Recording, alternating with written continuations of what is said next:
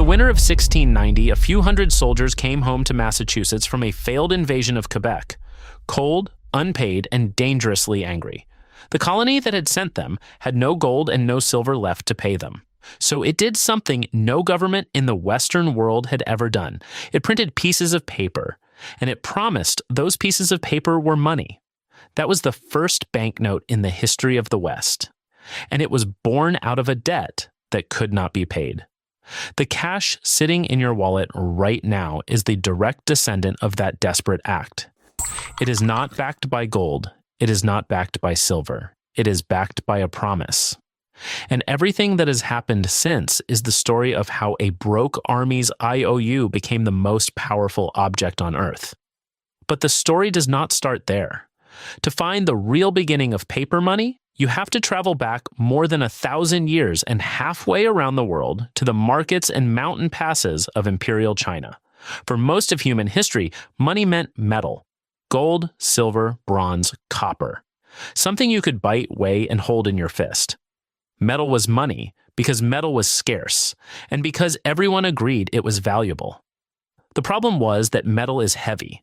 A merchant trying to carry a fortune in copper coins across a large empire needed carts, guards, and a very strong back. The Chinese threaded their coins onto strings by the thousand, and hauling those strings over long distances was slow, dangerous, and exhausting. So during the Tang dynasty, sometime in the 8th and 9th centuries, Chinese merchants and officials came up with something clever. Instead of carrying the coins themselves, a trader could deposit his metal with a trusted agent in one city and receive a paper certificate in return. He could then travel light, carry only the paper, and redeem it for real coins at the other end of his journey. They called it flying money because it seemed to fly across the country while the heavy metal stayed safely behind. It was not quite money yet. It was a promise to pay money, but the seed had been planted. The real leap came a little later under the Song dynasty in the wealthy trading region of Sichuan. Around the year 1024, the Chinese government did something extraordinary. It began issuing official printed notes that were themselves declared to be money, guaranteed by the state. For the first time anywhere on Earth, a government had looked at a slip of paper and said, in effect, this is worth something because we say it is, and because you trust us. Think about how strange that is. The paper had no value of its own. You could not eat it, wear it, or forge it into a blade. Its entire worth rested on a single invisible ingredient: trust. As long as people believed the note could be exchanged for something real, it worked. The moment they stopped believing, it was just paper again. The Chinese would spend the next several centuries learning that lesson the hard way, printing too many notes and watching them lose their value. But the idea was loose in the world now. A promise written on paper could move like money. It would take almost 700 years for that idea to cross the ocean and land on the shore of a cold, broke colony in North America. The place it landed was Massachusetts, and the year, as we have seen, was 1690. To understand why a struggling colony became the birthplace of Western paper money, you have to understand just how badly things had gone. The English colonies in North America were chronically short of hard coin. Gold and silver flowed toward England to pay for imported goods, and very little flowed back. Colonists bartered, they used foreign coins, they even used strings of shell beads and tobacco as makeshift currency. Cash was always scarce. Into this shortage came a war. In the spring of 1690, the colony of Massachusetts organized an ambitious military expedition against the French stronghold of Quebec, led by Sir William Phipps. The plan was to sail north, capture the city, and return home in triumph, and crucially, to pay the soldiers with the plunder they expected to seize. It was a gamble, and the colony was betting other men's wages on it. The gamble failed. The expedition was a disaster. Disease, bad weather, and stiff French resistance broke the invasion, and the survivors straggled home with no plunder, no glory, and no pay. Now the colony had a very dangerous problem. Hundreds of armed, unpaid, resentful men were standing on the docks of Boston, and there was no gold in the treasury to satisfy them. Unpaid soldiers have overthrown governments for far less, so the colony improvised. In December of 1690, the Massachusetts government issued what it called bills of credit, printed paper notes that soldiers could accept as payment now and use later to settle their taxes to the colony. The paper was not backed by a pile of silver in a vault, it was backed by a promise. The promise that the government would accept these same bills back as valid payment down the road. It was, in the plainest terms, a written IOU from a government to its own people. That modest batch of paper, printed to calm a mob of angry veterans, was the first government-issued paper currency in the entire Western world, and the idea spread fast. Other colonies, facing the same chronic shortage of coin and the same pressures of war, began printing their own bills of credit. One by one, they discovered that a colony could conjure spending money out of a printing press and a promise. For the first time, ordinary people in the English-speaking world were carrying paper in their pockets and calling it money. Not because it was gold, not because it was silver, but because everyone had agreed, for the moment at least, to believe the same promise. And the man who did more than anyone to turn that promise into a craft was not a banker or a king. He was a printer. Most people know Benjamin Franklin as an inventor, a statesman, and a face on the $100 bill. Far fewer know that Franklin spent much of his working life doing something far more literal with money. He printed it. As the owner of a busy print shop in Philadelphia, Franklin won government contracts to physically manufacture the paper currency of 3 separate colonies: Pennsylvania, New Jersey, and Delaware. Money in early America was not minted in some grand national bank. It was set in type and run off a press by tradesmen with ink-stained hands. It was, quite literally, a printer's craft. But printing money created an obvious and dangerous problem. If a promise is only worth the trust behind it, then a convincing fake could poison that trust overnight. Counterfeiters were the great enemy of paper money, and in a world of simple wood and metal type, a skilled forger could copy an official note with frightening ease. Every fake bill that passed as real chipped away at the belief that held the whole system together. Franklin's answer was ingenious, and it came straight out of nature. He noticed that no 2 leaves are ever exactly alike. The delicate, branching pattern of veins on a single leaf is essentially impossible to draw from memory or reproduce by hand. So Franklin developed a technique that came to be called nature printing. He would take a real leaf, press it into a soft casting to capture every tiny vein and irregular edge, and then use that impression to help make a printing plate. The result was a banknote stamped with the exact, unrepeatable fingerprint of an actual leaf. A counterfeiter could copy letters and numbers. He could not copy the precise chaos of a leaf he had never seen. It was one of the earliest sophisticated anti-counterfeiting measures in the history of money, and it worked because it borrowed its complexity from the natural world rather than from any human design. This is the strange truth at the heart of early American money. Before it was a symbol of national power, before it was tied to armies and empires, it was an artisan's product, designed, engraved, and defended by the same kind of skilled craftsmen who printed newspapers and pamphlets. The promise was still just a promise. But now, it was a promise made harder to fake, protected by pressed leaves and a printer's eye for detail. For a little while, the system held. And then came the Revolution. When the American colonies rose up against Britain in 1775, they faced a problem far older than their rebellion. Wars cost money, and the new United States had almost none. There was no national treasury full of gold. There was no power to tax that anyone was willing to obey. The rebelling colonies, gathered as the Continental Congress, needed to feed an army, buy muskets and gunpowder, and pay soldiers, all while fighting the most powerful empire on earth. So they reached for the only tool they had. They printed paper. Across the years of the war, the Continental Congress issued a flood of paper notes known as Continentals, promising to redeem them for silver at some hopeful point in the future. At first, people accepted them. The promise was still fresh, and the cause was popular, but there was no real silver behind the notes, and the Congress kept printing more and more of them to keep the war going. The individual states printed their own paper on top of that, and the British, sensing an opportunity, actively flooded the colonies with expert counterfeits, deliberately trying to destroy confidence in the rebel money. The result was a textbook collapse. When you print an ever larger mountain of paper against a fixed and tiny amount of real value, each note is worth less and less. Prices soared. A pair of boots that once cost a few dollars might cost hundreds in Continental paper. The money that had bought muskets at the start of the war could barely buy a meal a few years later. Soldiers were paid in currency that lost value faster than they could spend it. The phrase that came out of this disaster survived for generations. When Americans wanted to describe something completely worthless, they said it was not worth a Continental.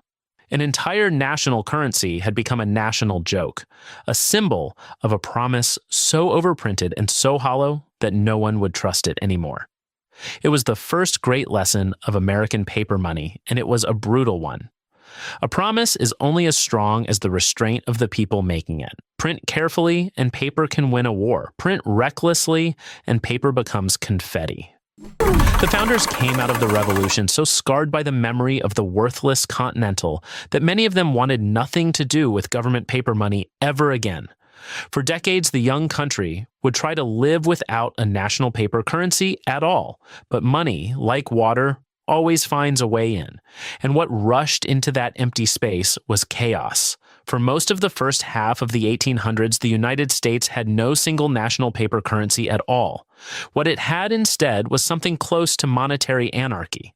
In the absence of federal paper money, the job of printing bills fell to banks, thousands of them.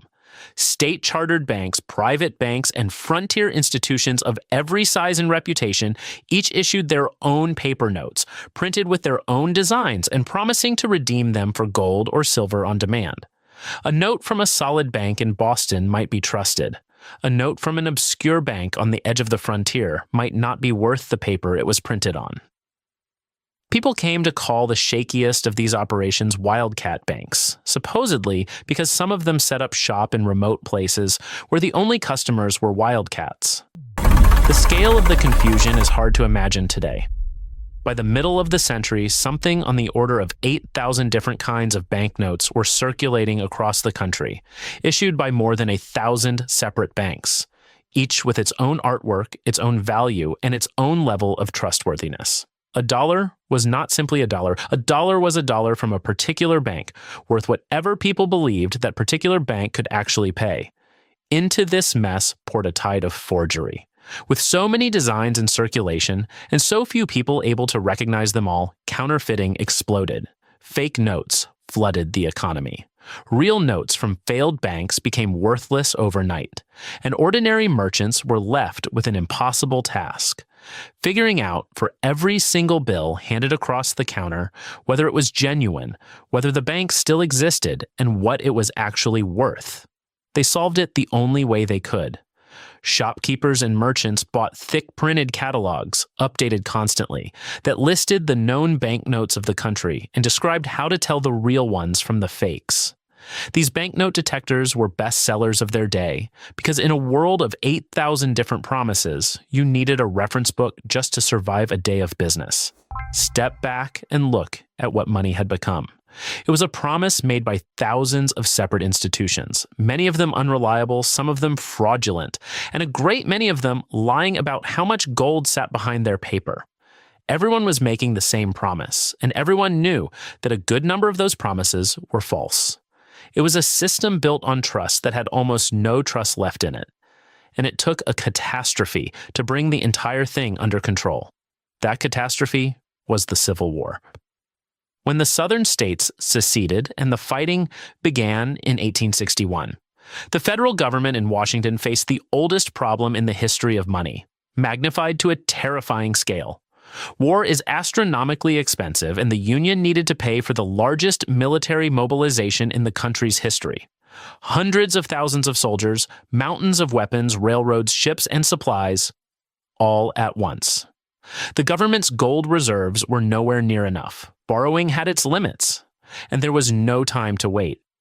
So for the first time since the disaster of the Continental, the federal government reached for the printing press. In 1862, Congress passed legislation authorizing the United States to issue a national paper currency.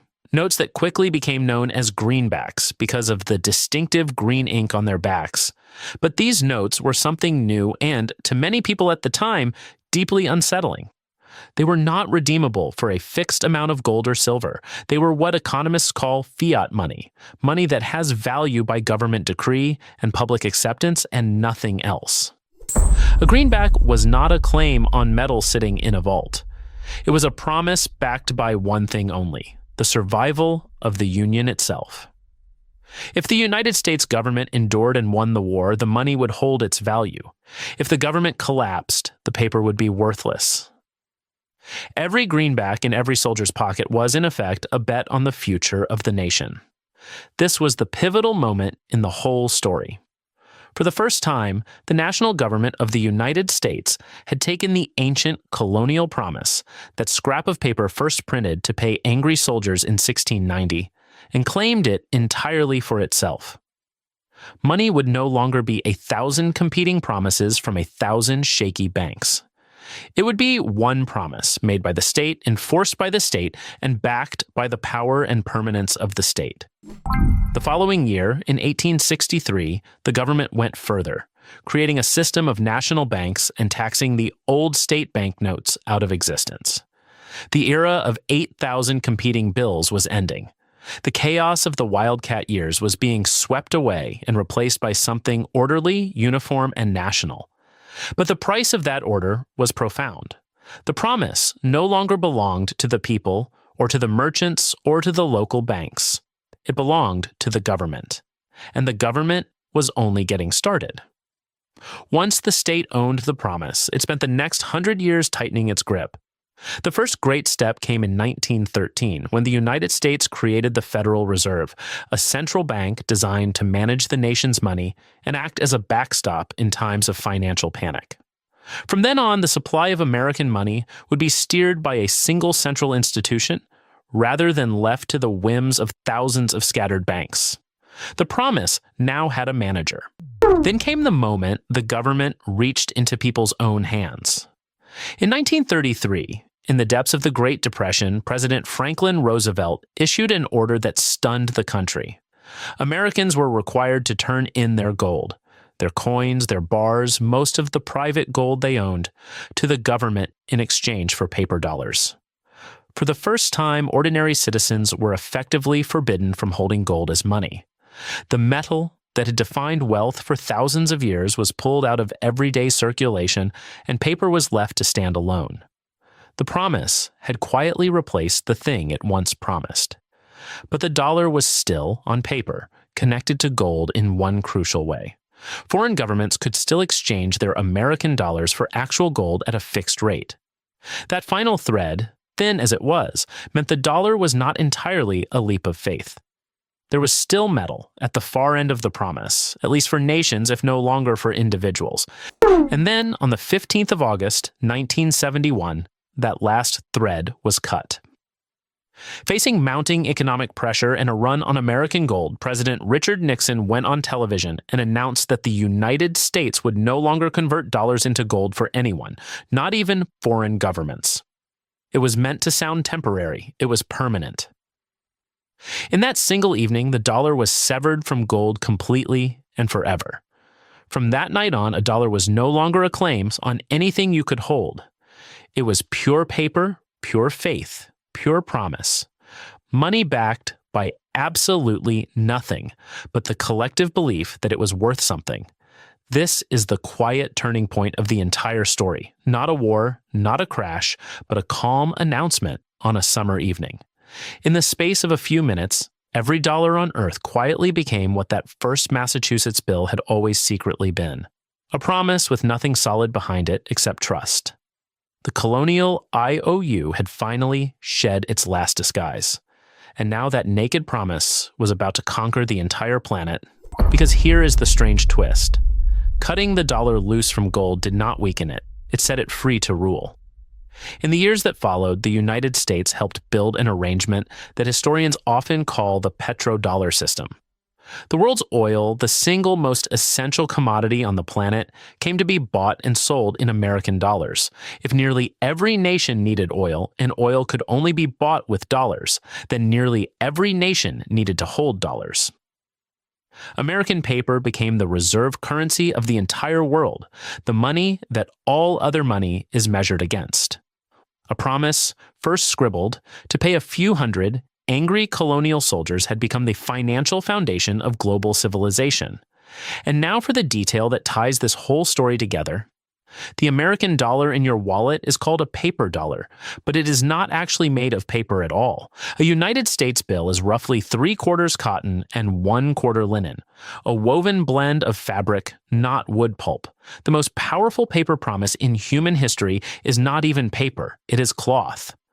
The thing we trust to hold the value of everything is, at its core, a printed piece of fabric. But every promise carries the possibility of being broken, and this one is no exception. When a government prints too many dollars, each one buys a little less, and we have a familiar name for that slow erosion. We call it inflation. And it is really just the gradual, quiet breaking of the promise, a little at a time, year after year. Abroad, a growing number of nations, uneasy about depending on American money, have begun searching for ways to trade without the dollar, a slow drift that economists call de-dollarization. And at home, physical cash itself is fading. More and more, money is not a bill you can fold, but a number on a screen, a purely digital signal moving between accounts. Follow that trend to its end, and something remarkable comes into view. The dollar began as a physical object, a printed slip of paper handed to a soldier who could hold it in his cold hands. Now, it is dissolving into pure information, numbers with no body at all.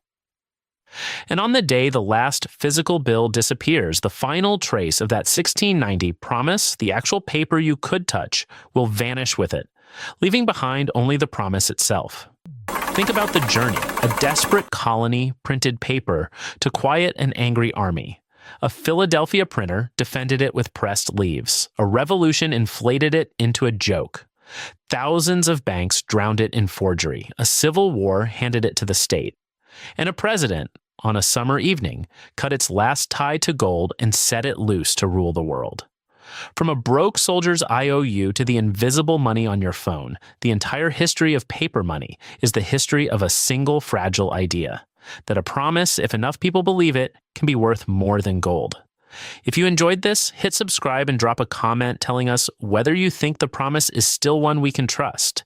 And make sure to like this video so more people can discover the strange, fragile idea sitting in their own wallets.